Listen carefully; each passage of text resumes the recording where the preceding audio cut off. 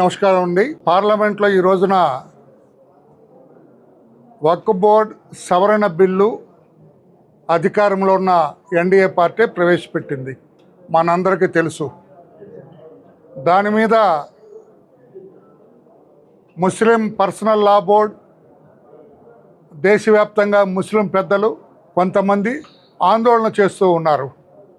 ఇది సరైనది కాదు, మా వక్ఫ్ బోర్డ్ సవరణ బిల్లు ప్రవేశపెట్టడానికి వీల్లేదు, అందులో మీరు ఏదైతే సూచించారో ఆ పాయింట్స్ అన్నీ కూడా, ఆ సవరణలన్నీ కూడా మేము వ్యతిరేకిస్తామని చెప్పి వాళ్ళు చెప్పటం జరిగింది.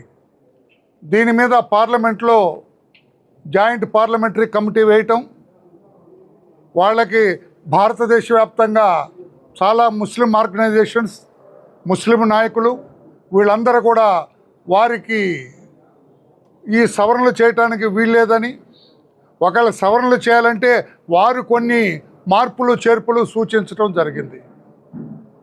ఈ జేపీసీలో తెలుగుదేశం పార్టీ తరఫున మా పార్టీ పార్లమెంటరీ పార్టీ నాయకుడు, పార్లమెంటు సభ్యుడు శ్రీ లావు శ్రీకృష్ణదేవరాయలు గారు కూడా ఉండటం జరిగింది.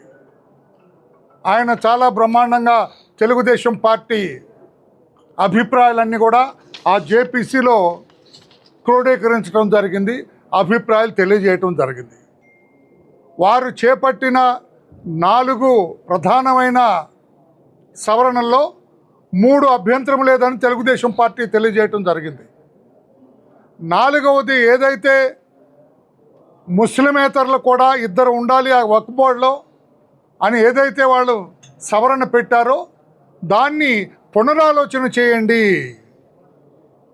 ఇది అనవసరమైన అభ్యంతరాలు లేపుతూ ఉన్నది, ఒక గందరగోళానికి శ్రీకారం చుట్టే అవకాశం ఉన్నది, పునరాలోచన చేయండి అని తెలుగుదేశం పార్టీ సుస్పష్టంగా తెలియజేయటం జరిగింది.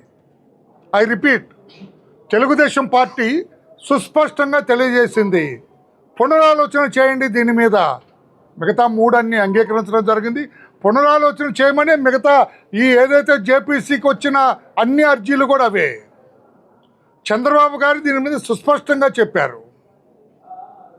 జగన్మోహన్ రెడ్డి గారు ఏనాడు కూడా మైనార్టీల గురించి ఆలోచించని వ్యక్తి, ఎన్డీఏ ఏది చెబితే అది డూడు బసవన్నలాగా తలాడించిన వ్యక్తి ఈ రోజున నేను బాయ్కాట్ చేస్తున్నా, వక్ఫ్ బోర్డు సవరణలు చేయటానికి వీలేదు అని చెప్పి ఆయన మాట్లాడుతూ ఉన్నారు. ఇది సరైనది కాదని ముస్లిం సోదరులందరికీ తెలియజేస్తున్నా. మొసలి కన్నీరు కారుస్తూ ఉన్నారు జగన్మోహన్ రెడ్డి గారు. తెలుగుదేశం పార్టీ మీద విద్వేషాన్ని ఆయన వెళ్ళగక్కుతున్నారు. ముస్లిం సోదరులకి వ్యతిరేకంగా ఆయన ప్రచారం చేస్తున్నారు. సరైనది కాదు. పాత్రికేయ సోదరులు కూడా నేను చెప్పేది ఒక ½ మినిట్ నేను తెలియజేస్తాను. ఈ రోజున ఈ బిల్లు పాస్ అవ్వాలంటే 272 ఓట్లు కావాలా? పాత్రికేయులతో నోట్ చేసుకుంటాను, 272 ఓట్లు కావాలా బిల్లు పాస్ అవ్వాలంటే.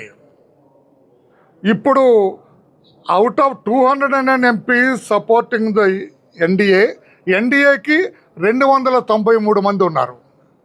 293 మంది ఎన్డీఏకి ఉంటే 272 ఓట్లుంటే చాలు, పాస్ అయిపోతుంది. జనం ఏమనుకుంటున్నారు, చంద్రబాబు గారి 16 బయటకు వస్తే బిల్లు ఆగిపోద్ది కదా అంటున్నారు. 293లో నుంచి 16 చేస్తే 277 ఉన్నాయి వాళ్ళకి. దయచేసి క్యాచ్ చేయాల. 272 పాస్ అవటానికి కావాలా?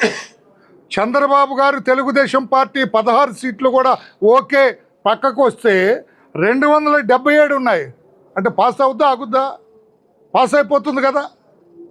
ఇప్పుడు చంద్రబాబు గారు పక్కకు రావాలని చెప్పి ఆయన ఛాలెంజ్ విసురుతున్నాడు.